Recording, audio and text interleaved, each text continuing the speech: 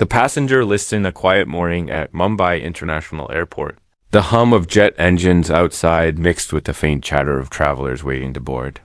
The scent of fresh coffee and polished floors lingered in the air, and an occasional announcement echoed overhead, reminding passengers to keep their luggage with them at all times. At gate 32, a line of weary passengers formed in front of the counter, each clutching a boarding pass and a hope of reaching somewhere better. The pilot walked briskly through the terminal, his black shoes clicking against the smooth tiles. Captain Rajan had flown this route, Mumbai to San Francisco, for almost 2 decades. To him, flying was more than a job. It was order, control, certainty. Every checklist, every switch, every single passenger accounted for. Nothing surprised him anymore. At least nothing should have. He adjusted his cap as he neared the gate and gave a quick nod to the ground crew. He wasn't smiling. He rarely smiled. His colleagues called him meticulous, and though that was not always meant as a compliment, it was true. He liked precision, and he expected the world to operate the same way. The gate agent handed him the passenger manifest with her usual polite efficiency, her eyes scanning the screen in front of her. Rajan took it from her without looking, already halfway through his mental pre-flight checks. But as his eyes drifted down the list, something strange happened. His feet stopped moving. His breath caught just for a moment. There it was, a name, near the bottom of the page. In neat, printed letters like all the others, Sundar Pichai. Seat 2 Rean stared at it, blinking once, then again, as if his eyes were playing tricks on him. But the name didn't disappear. His hands, steady all. These years felt heavier now. He swallowed hard, and before he knew it, he was walking past the gate. Ignoring the questions from the ground staff behind him, he found himself at the entrance to the boarding area. Passengers were already settling into their seats or staring absently at their phones. And there, near the window, sitting alone, was a man with a warm black backpack at his feet. He wore simple clothes, just a light gray sweater and dark trousers, nothing that stood out in a crowd. His head was slightly bowed, his hands resting on his knees as though he were waiting for something inevitable. His eyes, when they briefly lifted, held a kind of quiet determination that Rajan hadn't expected. Rajan's jaw tightened. He strode forward, each step heavier than the last, until he stood directly in front of him. "Got, sir." Rajan's voice was quiet but cold, cutting through the soft murmur of the room. Passengers nearby looked up, sensing something unusual. The man looked up slowly, his calm brown eyes meeting Rian's sharp gaze. "Yes," he said, his voice soft. "You can't be here," Rajan said flatly. "You're not getting on this plane." The words were loud enough for others to hear now. A child stopped mid-bite, his mother pulling him closer. A businessman raised an eyebrow. The air seemed to thicken. The man, Sundar, said nothing at first. His lips pressed together as though weighing his response carefully. Finally he spoke. I don't understand. I have my ticket. Everything is in order." He held up his boarding pass as if to prove it. Rajan shook his head, his hand slicing the air. "No, not after what happened. I won't let you set foot on this aircraft. Not while I'm in command." By now, the gate agent had hurried over, flanked by 2 security officers. She spoke in a hushed tone. "Captain, is there a problem?" Rajan didn't take his eyes off Sundar. "Yes, this man cannot board this plane." One of the officers stepped forward, his voice firm but polite. "Sir, do you mind coming with us so we can sort this out?" Sundar rose slowly, his movements deliberate, showing no sign of resistance. He picked up his backpack and nodded. "If that's what you want. But please, I need to get to San Francisco. It's important." Rajan snorted quietly, though his face betrayed something deeper, something unsettled. "Important to you, maybe. But you of all people know what you've done?" That sentence seemed to ripple through the crowd. Passengers began whispering to one another. Some glanced at Sundar with suspicion, others with curiosity. Sundar stood still, his posture neither defensive nor apologetic. He finally spoke, his voice steady but quiet. You don't know the whole story, Captain. But if you let me tell it, you'll understand. R.A. and froze. For a long moment, he said nothing. The officers looked at each other, unsure whether to intervene. Faint sound of engines outside grew louder, as if punctuating the silence. The air in the room seemed to hum with unspoken words. With history and hurt and something more Dot, and then Sundar spoke again. Softer this time, almost to himself. You think, you know who I am, but you only know the part they wanted you to see. Dot, the pilot's fists clenched at his sides. His lips parted as if to reply, but no words came. And as the passengers watched in stunned silence, Sundar lifted his gaze fully now. His expression calm but unreadable, and said the words that hung in the air like a storm cloud. If you let me tell you what really happened, you might see I'm not your enemy. The engines outside roared louder. A final boarding announcement crackled over the loudspeaker. The security officers waited, poised to act. Rajan's throat felt dry. And for the first time in a long time, he didn't know what to say. The screen faded to black. Asterisk, the truth unfolds. Black screen lingers for a few seconds, and then, slowly, the sound of a fan turning above a dimly lit room begins to fade in. When the picture returns, it is no longer the airport. It is a small, modest home in Chennai. The walls are painted a faded blue, the plaster chipped in places, and sunlight filters weakly through thin curtains. On the floor, a young boy sits cross-legged at a low wooden table, his head bent over. A stack of coins and a piece of paper.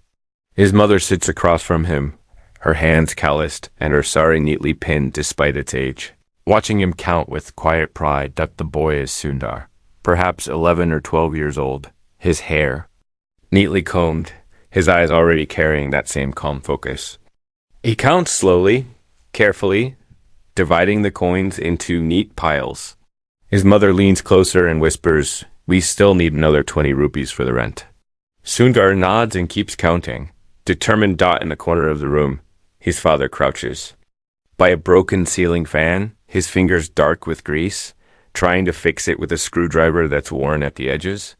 He glances over his shoulder and smiles faintly at Sundar. Though his eyes betray a query, the scene lingers there for a moment. A family of 3, poor but dignified, each one trying to hold the little world they've built together. Intact, the narration returns, soft and deliberate. This was where Sundar learned what resilience meant. It wasn't something you told people about. It wasn't even something you thought about. It was just what you did. Every day. Even when no one noticed Dot as the camera pans to the cracked calendar on the wall, the sound of distant children shouting in the street fades in, and the next scene begins. We see Sundar, now a few years older, walking down a gusty road in his school. Uniform, his satchel's patched in 2 places, and his shoes are scuffed. Around him, a group of boys his age laugh and jostle each other. One of them, taller, with sharper eyes, sneers at Sundar as he passes. "Hey, bookworm," the boy calls. "Don't trip over your own big head on the way to the library." The others laugh loudly, and Sundar keeps walking. His cheeks flush slightly, but his eyes stay fixed on the road ahead. The narration continues. Even then, he never let anger in. He let the words fall away because he knew words didn't put food on the table. And because he believed, maybe foolishly, that one day the same boys would need his help. And he would give it without hesitation. Later that night, we see him sitting at a tiny desk under a naked light bulb, scribbling equations into a notebook while his mother snores softly in the next room. The faint hum of the fixed ceiling fan turns above him now, and he pauses only once, to rub his tired eyes. Before returning to his studies, the scene fades and shifts to a crowded school auditorium, where Sundar stands on a stage, clutching a certificate. A banner reads Science Fair 1993. The principal announces his name, and applause ripples through the room. Sundar smiles shyly and steps forward to accept the prize, an envelope. Backstage, another boy approaches him, the same taller boy, from the road. But now he wears a charming smile, extending a hand. "Congratulations, Sundar," he says warmly. "You really deserved it. Listen, I was wondering if I could borrow your project notes. Just to understand how you did it. Sundar hesitates, but Ben nods. Sure. Here. He says, handing over the well-worn notebook. What Sundar doesn't see is the sly grin that crosses the boy's face as he walks away. The narration darkens slightly. Kindness is easy when the stakes are small. But kindness when it costs you everything. That's when it becomes who you are. A week later, Sundar finds out the boy submitted his project to another competition under his own name and won. But teachers believe the lie. His classmates call him a fraud. And Sundar, stunned and silent, simply accepts it. The camera lingers on him standing in the courtyard alone as others whisper around him. His notebook now clutched tightly in his arms. Then the scene cuts. Sharply back to the present. To the airport where the memory fades. And Sundar is standing in front of Captain Rajan. The two of them still locked in their quiet standoff. The security officers shift uneasily as Rajan finally speaks, his voice low but bitter. Don't act like you're some kind of saint. I know what you did at that interview in California. You can't fool me with your stories of struggle. Sundar's brow furrows. What do you mean? What interview? Rajan reaches into the breast pocket of his jacket and pulls out a folded piece of newspaper, yellowed at the edges. With deliberate care, he unfolds it and holds it out. The headline reads, Tech CEO accused of destroying lives for profit. Beneath it is a photo of Sundar, looking much the same as he does now, calm, composed, but the caption beneath it drips with accusation. A murmur runs through the waiting passengers. Some take out their phones, searching his name. Sundar looks down at the newspaper without flinching. His lips part slightly as though he wants to speak, to defend himself. But instead, he takes a long breath and lifts his eyes to meet Rajan's. That isn't the whole truth. He says finally, his voice even. If you knew what really happened that day. You see, I'm not your enemy. Rajan laughs bitterly, though it sounds more like a choke than a laugh. You ruined my brother's life. You sat in your fancy office while he was thrown out like garbage. And now you want sympathy. Sundar's face flickers. A flash of pain he doesn't bother to hide. Your brother? He asks quietly. Don't pretend you don't remember. Rajan snaps. You know exactly what I'm talking about. My brother trusted you. He believed in you. And you destroyed him? The room grows colder somehow. The passengers watch, wide-eyed, their curiosity sharpened into something more. Suspicion, maybe even fear. But Sundar simply lowers his gaze for a moment, collecting himself, and then he lifts it again, meeting Rajan's fury with something unexpected. Sadness. You're right about one thing, Sundar says softly. He did believe in me, more than anyone ever did. But what happened to him, that was never what I wanted. If you'll let me explain, maybe you'll understand why I stayed silent all these years. Rajan narrows his eyes. Why should I believe anything you say? Sundar's hands tighten slightly around the strap of his backpack, but his voice stays calm. Because the story you know is only half the story. And the other half, it belongs to your brother. The man who taught me everything about kindness, and the man who saved me when I was nothing. The security officers exchange glances, clearly unsure whether to intervene or simply listen. The gate agent clears her throat nervously, but says nothing. Outside, the engines of another plane roar too. Life. Sunlight pours through the tall windows, illuminating Sundar's face. And for the first time, Rajan notices something in his expression. It is not guilt, not defiance. It is grief. For a moment, Rajan falters. His hand still holding? The newspaper trembles slightly. Sundar takes a step closer, his voice dropping to a near whisper. If you let me tell you what really happened, you might see that I didn't just fail him. I tried to save him. And if you'll hear me out, maybe you'll see that the person who really destroyed him wasn't me at all. The silence in the room is deafening. The passengers lean forward in their seats. The officers stand still, waiting for a signal. Rajan's jaw tightens. His breath comes sharp and uneven, his eyes locked on Sundar's calm. Unyielding gaze, and then, just as he opens his mouth, to respond. The loudspeaker crackles above them, cutting through the tension with its flat mechanical voice. Final. Boarding call for Flight 701 to San Francisco. All passengers must proceed to Gate 32 immediately. The words hang in the air like a cruel joke. Rajan lowers the newspaper slowly, his knuckles white. He stares at Sundar for a long, heavy moment, the weight of years pressing down on both of them. And as the noise of the airport swells around them, announcements. Footsteps, the distant roar of engines. Sundar speaks one last time, his voice steady, unshaken. If you want to hate me after that, then hate me, but at least you'll know the truth. And with that, the screen fades to black once more. Asterisk, the betrayal black screen lifts slowly, and the faint sound of rain hitting. Glass fades in. At first, there's only the quiet rhythm of it, soft but insistent, like the memory of a wound that refuses to close. Then the image appears, a sleek, modern conference room high above a city skyline. Its floor-to-ceiling windows streaked with water. The lights inside are harsh and cold, reflecting off polished surfaces and expensive suits. At the long table in the center sits Sundar, now several years older, dressed in a simple but crisp jacket, his hands folded neatly in front of him. His expression is calm, but his eyes, dark and watchful, scan the room as though he already knows what's coming. Around him sit a dozen other people, their eyes sharp, their whispers just loud enough to suggest hostility. At the far end of the table stands a woman in a tailored black suit, her hair pulled back tightly, her heels clicking sharply as she paces. Her name is Miranda, and though Sundar once admired her, even trusted her, the look she gives him now is colder than.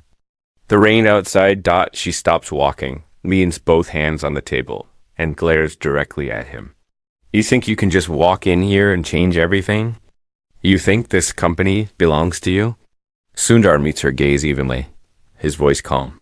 I think it belongs to the people we built it for, not the people who profit from it. A ripple of murmurs moves through the room, and Miranda straightens, her lips curling into something like a smirk. You're naive. You always were. This is business, Sundar. People like you don't belong in boardrooms.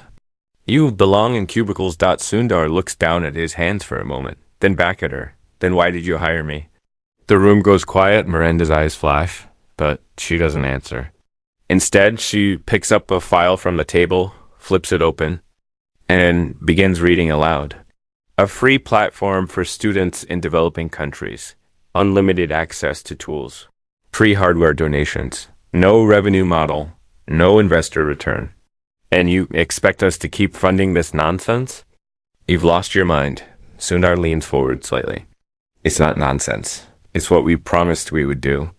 If you cut it now, you're cutting millions of students off from opportunity. This was never just about profit. It was about enough. Miranda's voice cracks like a whip. She slams the file shut and glares at him with something darker now. Not just anger, but contempt. She lowers her voice, but it drips with venom. If you don't withdraw this proposal and resign quietly, I'll make sure your name is worth less than nothing in this industry. Do you understand? For a long, heavy moment, Sundar sits still. The rain beats harder against the glass. The others around the table shift uncomfortably, some avoiding his eyes, others watching with undisguised curiosity. Then Sundar exhales slowly and says, barely above a whisper, do what you have to. I won't stop trying to do the right thing. Miranda stares at him, her face a mask of fury and disbelief. And then she laughs, low and cruel. So be it, she says. But don't say I didn't warn you. The scene lingers on Sundar's face. Quiet. Composed, but behind his eyes something heavy has settled. The camera cuts abruptly to a newspaper spinning into view. A headline blares, Tech CEO accused of reckless spending, destroying investor trust. Below it, Sundar's photo appears, the caption twisted to make him look careless. Selfish voices overlap in the background. A cacophony of accusations. He betrayed us, he wasted millions. He's finished. He'll never work in this town again. The screen cuts to Sundar standing outside the glass building, his jacket soaked through from the rain. Reporters shouting questions at him, cameras flashing. He says nothing, he just walks. Step after step. The narration comes softly. When the world decided you were the villain, you learned who your friends really were. And sometimes you learned you had none at all. The image fades to a small, dark apartment. Sundar sits on the edge of a cot, his tie loosened, his phone buzzing with messages he doesn't answer. In his hand, he holds a single envelope, the one project approval he fought so hard to win. He stares at it for a long time before finally folding it back up and sliding it into his pocket. Then a knock at the door. He looks up, startled. Another knock, louder this time. Cautiously, he stands, crosses the room, and opens it. On the other side stands a man, thin, with tired eyes and a kind smile. He carries 2 cups of tea and a file tucked under his arm. Sundar, the man says gently, "You don't know me well." "But I know you. My name is Rajiv. I worked on your education project.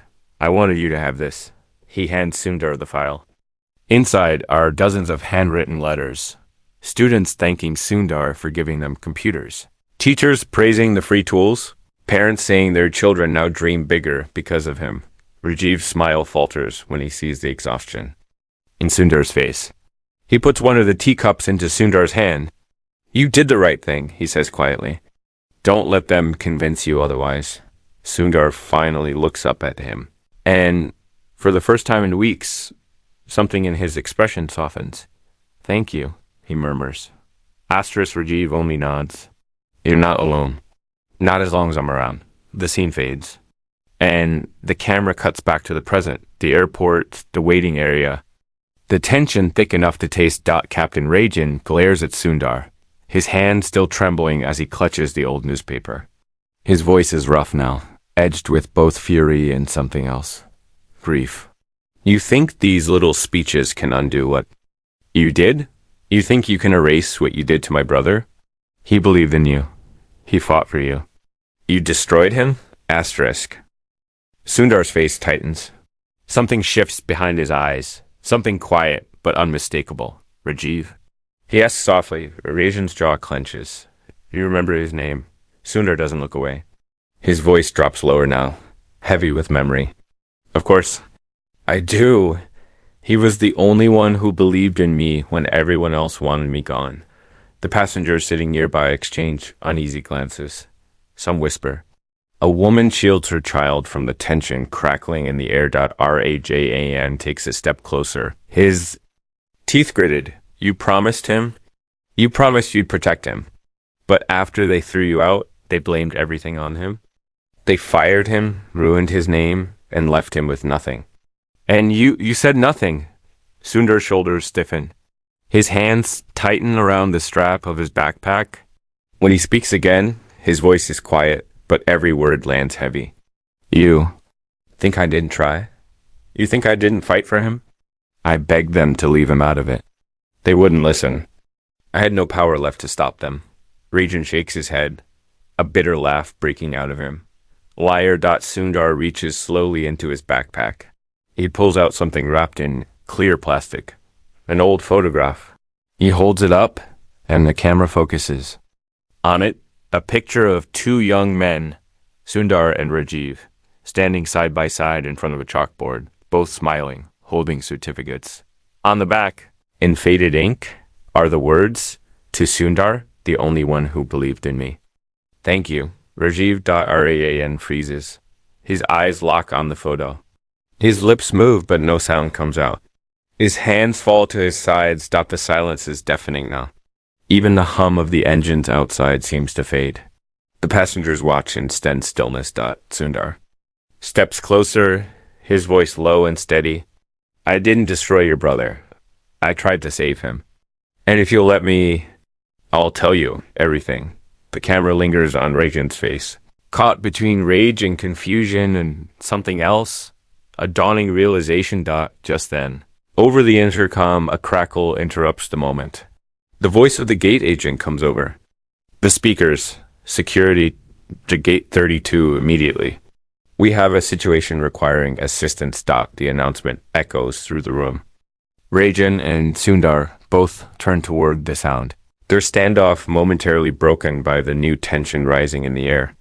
And as the sound of hurried footsteps grows louder, the screen fades to black dot asterisk. The letter black screen lingers longer. This time, the silence stretching, punctuated only by the faint sound of hurried footsteps and the echo of the gate agent's voice repeating her call for security. Then, faint at first, the sound of rain returns. The scene opens, not at the airport, but in a quiet park at dusk. The air is heavy with mist, and the leaves glisten wet under dim street lamps. The bench is cold, its paint chipped and flaking, and the boy sitting on it seems too small for the emptiness around him. Sundar, thinner, his shoulders hunched in a borrowed jacket, sits there alone, his breath visible in the chilly air. In his hands he clutches a letter, unopened. His luggage sits at his feet, it seems straining under the weight of everything he owns. His head is bowed low, and though no tears fall, his eyes are red from holding them back too long. The sounds of a busy city fade behind him, car horns, distant laughter, but they feel far away, irrelevant. For the first time in his life, he feels truly invisible. The narration begins softly. Everyone who leaves home imagines they are going somewhere brighter. But sometimes the light doesn't wait for you. Sometimes the world decides you don't belong. And then you're left to wonder, what if they were right? What if you never belonged anywhere at all? As the last word fades, another figure appears. A man in his late 20s, walking briskly down the path, his coat flapping in the wind. He stops when he sees Sundar, his steps slowing as he studies the boy on the bench. He tilts his head, then sits down beside him without a word. He offers half a sandwich wrapped in wax paper, his hand steady, but his expression gentle. After a pause, Sundar accepts it. He takes a bite, still avoiding the man's eyes. The man finally speaks, his voice quiet but warm. You look like someone who's waiting for something. Or maybe like someone who already knows nothing's coming.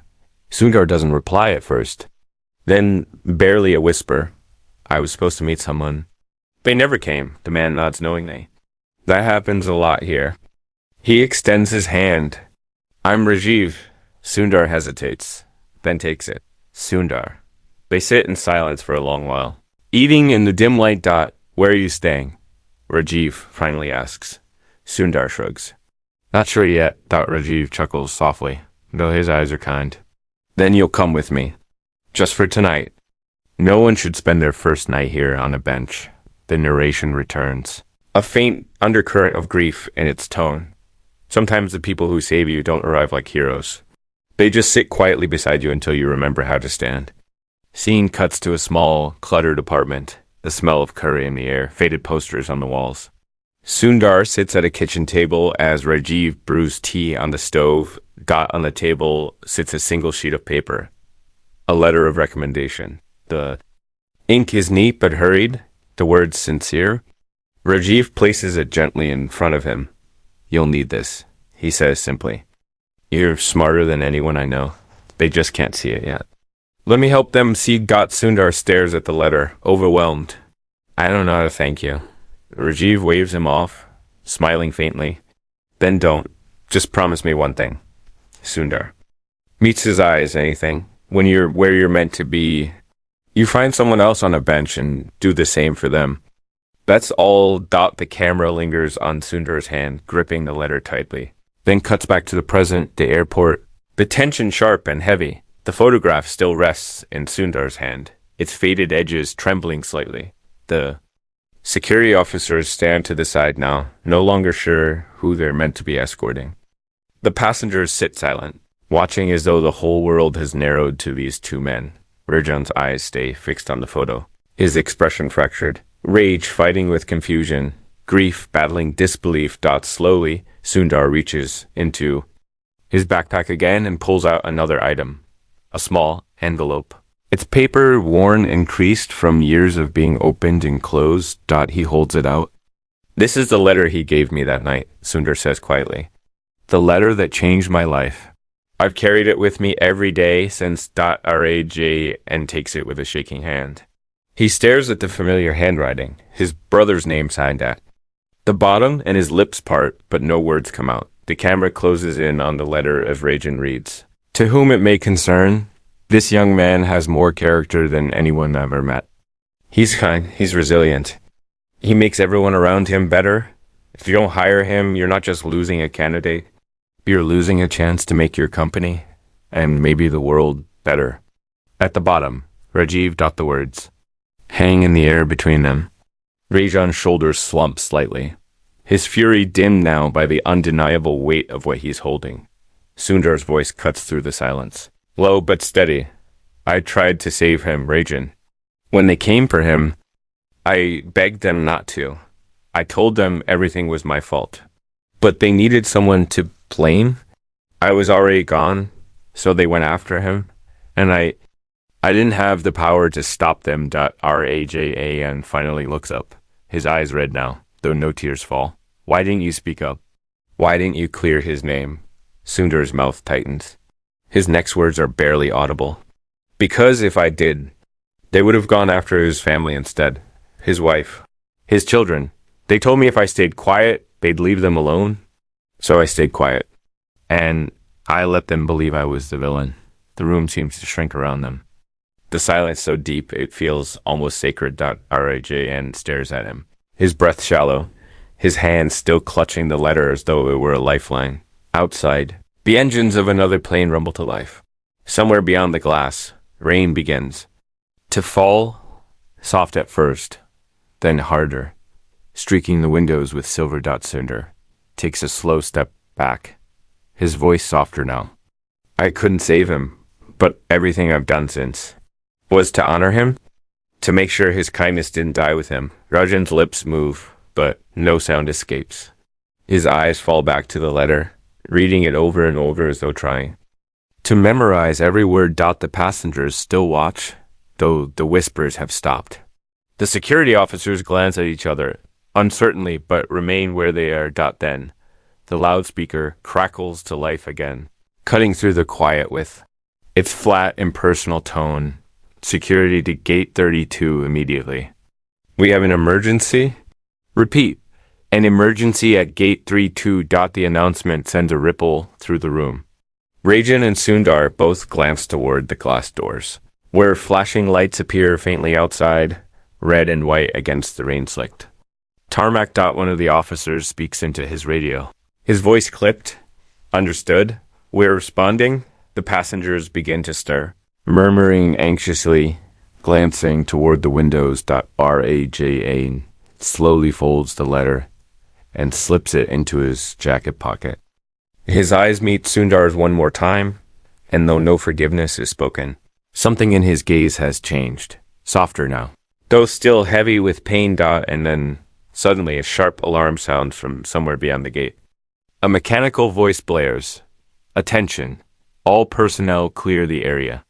Repeat. Clear the area. The lights flicker briefly, and the crowd begins to rise.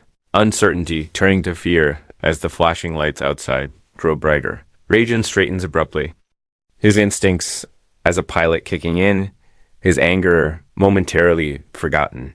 He turns toward the doors, his jaw tight, his hands already reaching for his radio. Sundar remains still for a beat longer, his eyes drifting to the window, watching the emergency vehicles gather in the rain.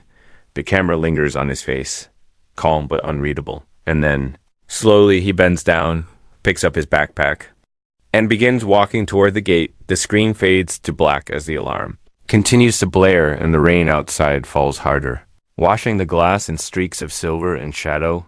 Asterisk the emergency. Black screen hums with the sound of distant sirens.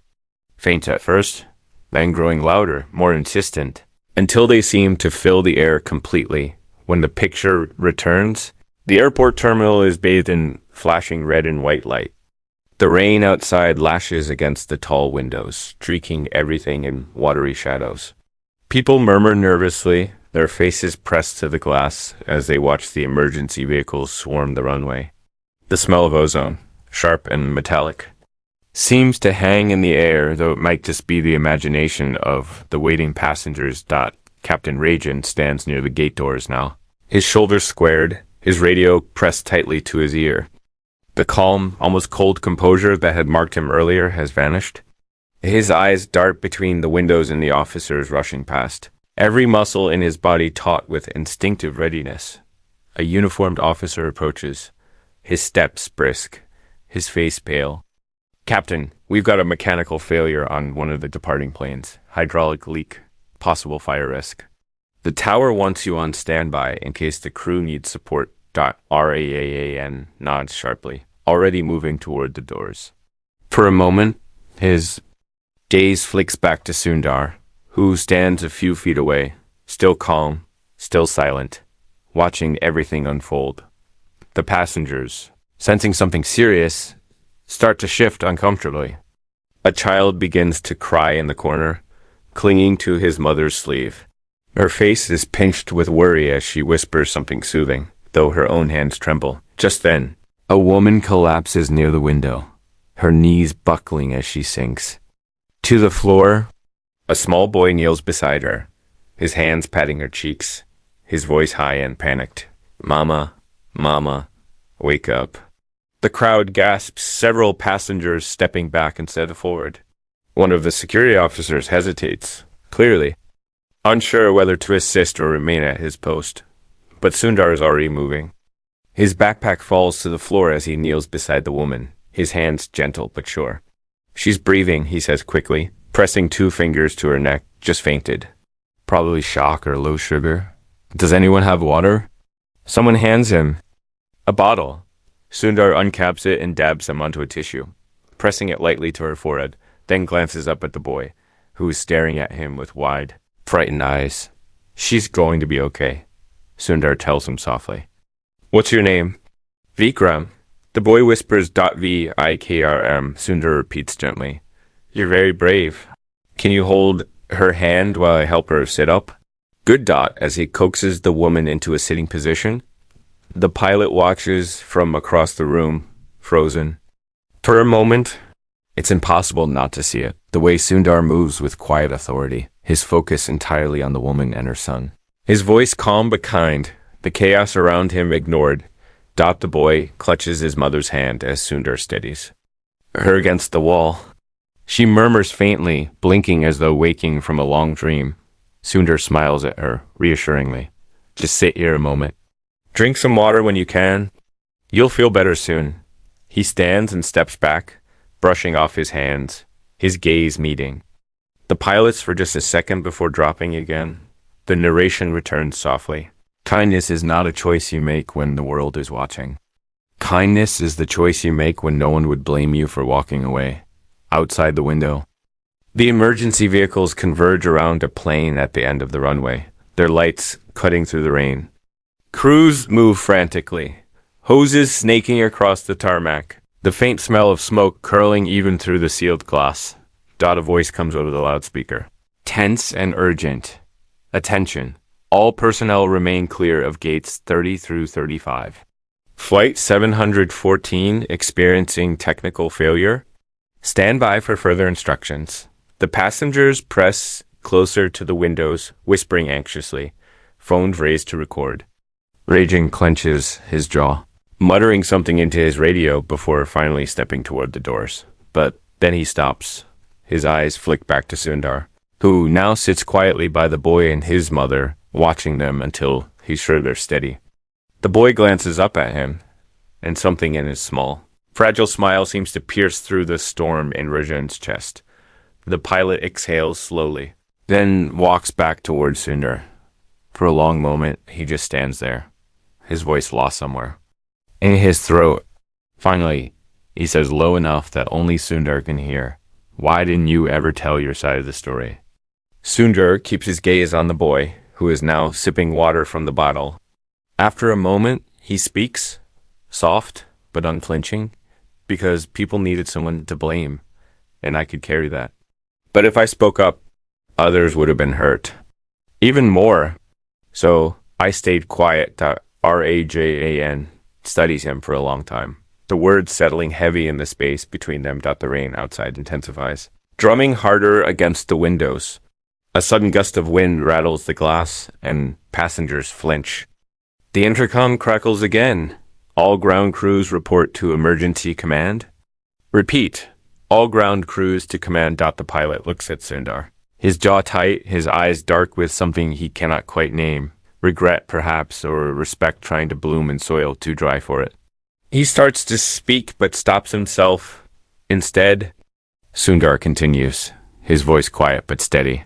Your brother, he saved me. I owed him everything. I still do. And if I could trade everything I've built just to bring him back, I would. But the only thing left I can do is honor him. That's why I kept going. That's why I stayed quiet. And that's why I came here today, to fix what's left to fix. For the first time, Arjan's face softens. His hands, still clutching, the folded letter in his pocket, finally unclenched just then. A new noise breaks through the murmurs of the crowd, a mechanical grinding sound, loud and jarring, echoing from the direction of the tarmac. The lights flicker overhead. Someone screams outside the window. One of the emergency vehicles lurches backward suddenly, skidding on the wet pavement before coming to a halt. Another crew member waves frantically at the tower. The intercom blares. We have a developing situation at runway 4. Immediate assistance required. All flight crews prepare for possible evacuation protocol. The crowd grows louder now. Fear, confusion, and panic beginning to simmer just under the surface. The boy near Sundar clutches his mother tightly, his eyes filling with tears again. Rajan stiffens, his training taking over. He grabs his radio, barking commands, moving toward the gate doors. He stops halfway, turns back to Sundar, and for the briefest moment, just long enough to matter, he meets his eyes and gives the smallest of nods. Then he's gone, disappearing into the flashing lights and rain beyond the doors. Sundar remains. By the boy and his mother, his expression calm but his jaw set, as though already bracing for what comes next.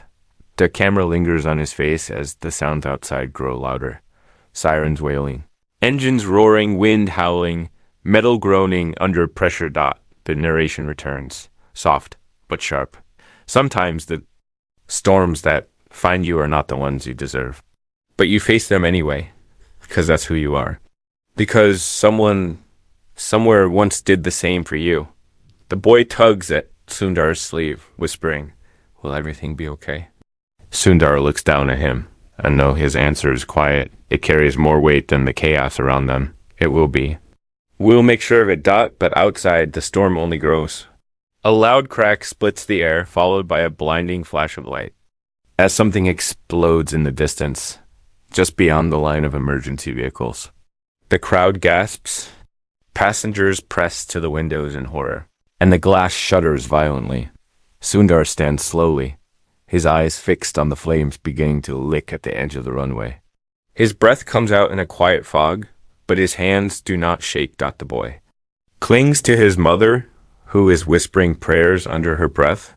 Sundar's gaze remains steady, his body perfectly still, a single figure of calm in a room full of rising fear. And as the alarms blare, the lights flash, and the rain pours harder, the screen fades to black. Asterisk the decision, black screen lingers. Longer than before. For several seconds. There is no sound, just the faint echo of the last explosion still ringing faintly in memory. And then, slowly, the sound returns. Heavy rain thrumming against glass. Distant shouts over radios. The uneven wail of a siren climbing and falling. The scene fades back in. The airport terminal is bathed in an eerie orange glow now, as the fire beyond the windows intensifies.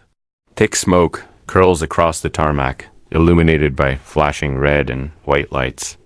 Through the rain-streaked glass, small figures in yellow suits rush back and forth, dragging hoses, shouting orders that dissolve into the storm. Inside the terminal, fear hums just below the surface. Passengers huddle together, their whispers frantic, their eyes darting between the windows and the uniformed personnel sprinting past. The child, Vikram, sits curled up against his mother, clutching her sleeve so tightly that his knuckles are white. His mother murmurs to him, her voice shaky, but her eyes keep drifting toward the flames outside. Asterisk.